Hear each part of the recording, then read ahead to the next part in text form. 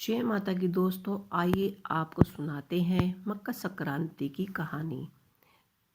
सूर्य संस्कृति में मकर संक्रांति का पर्व ब्रह्मा, विष्णु, महेश, गणेश, आदिशक्ति और सूर्य की आराधना एवं उपासना करने का पावन व्रत है, जो तन मन आत्मा को शक्ति प्रदान करता है। संत महर्षियों के अनुसार इसके प्रभाव से प्राणी की आत्मा शुद्ध हो जाती है, संकल्प शक्ति बढ़ाता है, ज्ञान विकसित हो जाता है।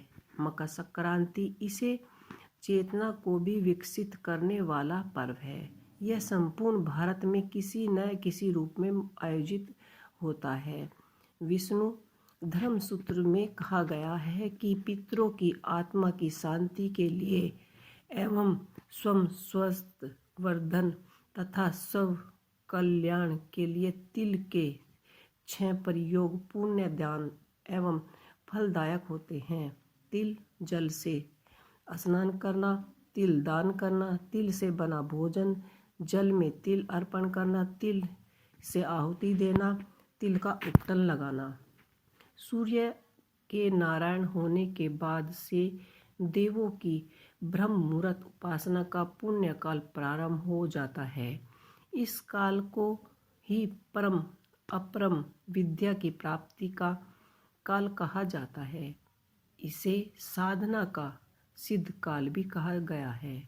इस काल में देव प्रतिष्ठा, गृह निर्णय, ज्ञान कर्म आदि पुनीत कर्म किए जाते हैं।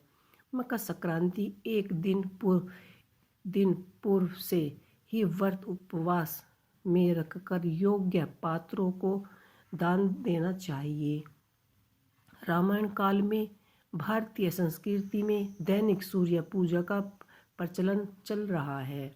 राम कथा मर्यादा पुरुषोत्तम श्री राम द्वारा निर्मित सूर्य पूजा का उल्लेख मिलता है। राजा भगीरथ सूर्यवंशी थे, जिन्हें भगीरथ तप साधना के पौराणिक स्वरूप पापनाशिनी गंगा को पृथ्वी पर लाकर अपने पूर्वजों को मोक्ष प्रदान करवाया था। राजा भगीरथ ने अपने पूर्वजों का गंगा जल, अक्षित तिल से श्राद्ध तर्पण किया था। तब से मकर संक्रांति स्नान और मकर संक्रांति श्राद्ध तर्पण की यह प्रथा प्रचलित है।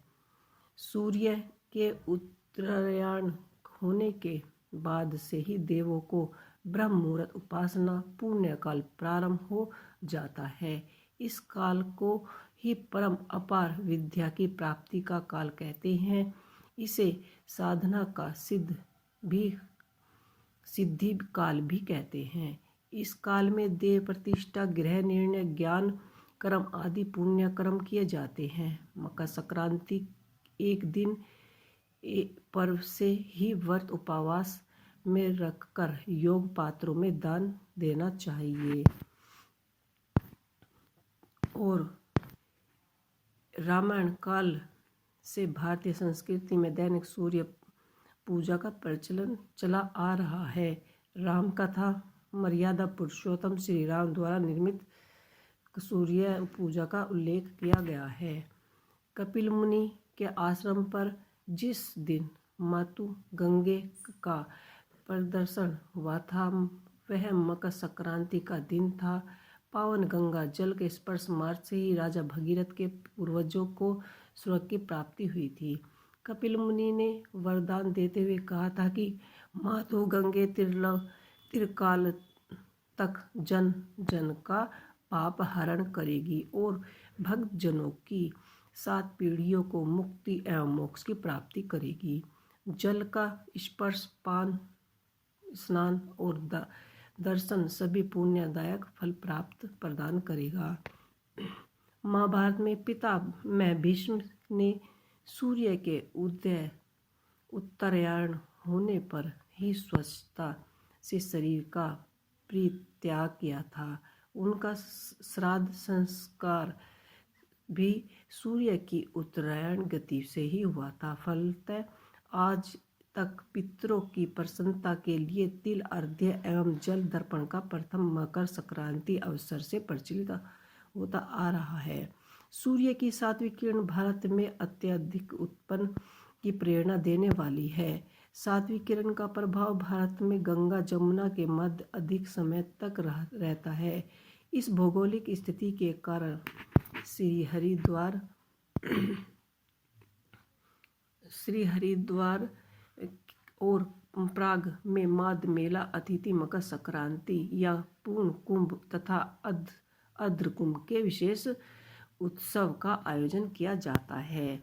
तो ये थी हमारी मकर संक्रांति की व्रत कथा। आप लोगों को कैसी लगी हमें कमेंट बॉक्स में लिख के अवश्य बताइएगा और आप सभी को मकर संक्रांति की हार्दिक शुभकामनाएं।